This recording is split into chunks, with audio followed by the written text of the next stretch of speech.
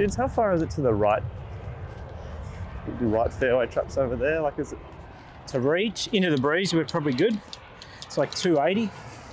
And in terms of setup in the bag, anything different you'd sort of change going from the US to here? If it was really firm and fast and the fairways are starting to get difficult to hit, I do have a 2-iron in the bag right now that I could use if it was getting a lot of chase and roll. If I could hit it far enough down the fairways, I could use that, and probably in place of a 3-iron, because there's no real point hitting a 3-iron into Australian greens when it's that firm. Yeah. But because it's softer, I think a little more carry is going to be needed. That 2-iron comes out really low, so I think I'm going to stick more to my normal setup that I play over in the US. But there's a lot more wind here, so I'm probably going to do more shaping. Yep. But probably with the same setup. Yeah. Okay.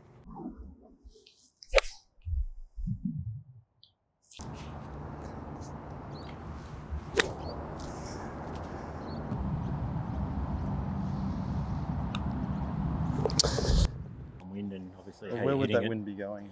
Well, it's pretty much going to be into. It's going to be into all week? Pretty much in this quadrant here. I think you just go. Yeah. Yeah. What's that going to be? 210, 205 today. Just 3-iron.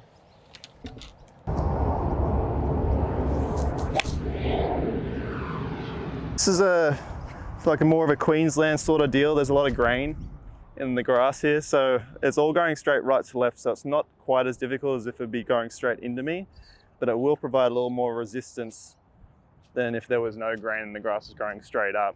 So taking that into account, you're probably just going to have to hit a little bit harder, knowing it's going to slow the club down a touch. But I've got a decent amount of green to work with. It's running away from me and a little down grain, but the fact that I do have probably 20 feet of green, I don't have to play a very high shot. It seems to be sort of a medium to slightly high of medium sort of trajectory. For me, it's all just strike. If I can get a nice strike and combine that with a good amount of speed through the ball, it should work out okay.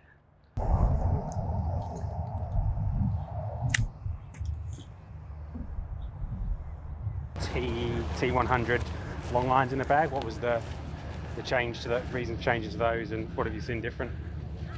So I've always been a blades guy. I've used blades ever since I was a kid, and I always hesitated to go into more cavity back sort of style clubs because I didn't like seeing the back edge of the club when I was standing over the ball. So these new ones are the first ones that look like the MB still, but they have the extra forgiveness, and it was kind of crazy not to at least try them. Down there. So we can see. How wide is it up there? Like, I mean, yeah, quite wide. We can carry that. See where they are there. See that left. Yeah, we can carry that. Just left as long as we're as long as we're left of where those guys are there. Where's our left edge of the field? See that? Oh, it's hard to see. See that black? There's like a stump here. So they see that tree in the. See the looks like there's a rake or something on the front of this bunker. Yep. Pretty much in between those two rakes, you can sort of see. There's a light blue board. Yeah, just right of that's perfect. Okay. Yeah. And where's that wind going? So that's it. That's the left touch. One out there.